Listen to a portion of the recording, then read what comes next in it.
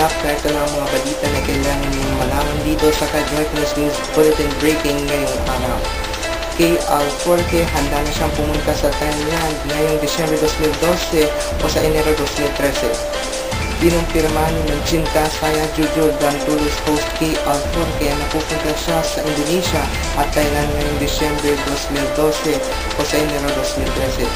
Sa panayam ni Kay sa Ka-Joyfulness News Team, nakatakdang magpunta si Kay sa ilang lugar ng Indonesia at ilang bahagi ng Thailand.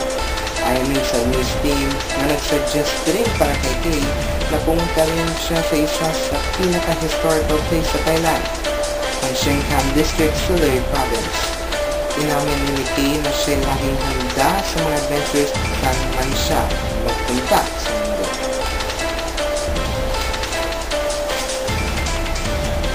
Samantala, isang babaeng contestant sa Thailand's Got Talent umanin ng batikos. Umanin ng batikos at usap-usapan nito sa Thailand ng isang contestant sa Thailand's Got Talent na nagpakita ng talento sa pagpinta gamit lamang ng kanyang dibdib.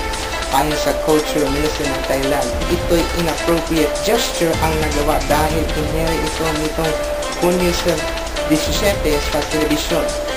Anya, meron ding mga limitasyon pagdating sa freedom of artistic expression at ilan sa mga ito ay mahigpit nang ipinagbabawal ng gawin sa publiko dahil sa lumalabas na public nudity na hindi dapat ito ipakita sa telebisyon.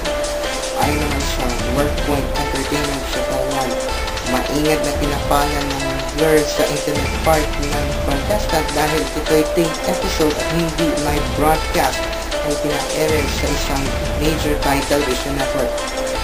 Matatandaan ang nasabing contestant na si Tunjai Dam Sanoy, 23 anyos, na nagpakilala isang independent artist sa Thailand ay nagbahagi na kanyang talento sa pagpipinta ng sabing patimpala.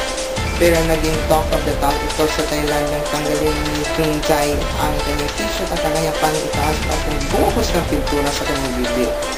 Isa sa mga judges ng Thailand's Got Talent na si Ponchita Nasongkha ay nagalit at nag-walk out dahil sa sinasabing kabastusan dahil sa ginawa niyang talento. Samantala, pinagbayaran ng isang Thai television network ng multang 500,000 Thai baht o halos 700,000 piso dahil sa paglabag sa patakaran at regulasyon sa broadcast rights at bigong i-self-censor ang inappropriate content na ni-review bago ito i-broadcast sa telebisyon. Sa ibang dako naman, inamin na magulang ng nasabing contestant na hinire siya sa halagang 10,000 Thai baht kung higit kumulang na 13,500 pesos at ginawa nito para tumaas ito ng rating sa programang Thailand's Got Talent. Si Tunjai Dam Sanoy ay isang nude model, pero dahil sa nangyari, apektado ito ang kanyang pamilya ni Tunjai. Ilang ito'y tinawag na kinaiinisan at kinamumuhian ng kanilang komunidad pati ng mga teachers.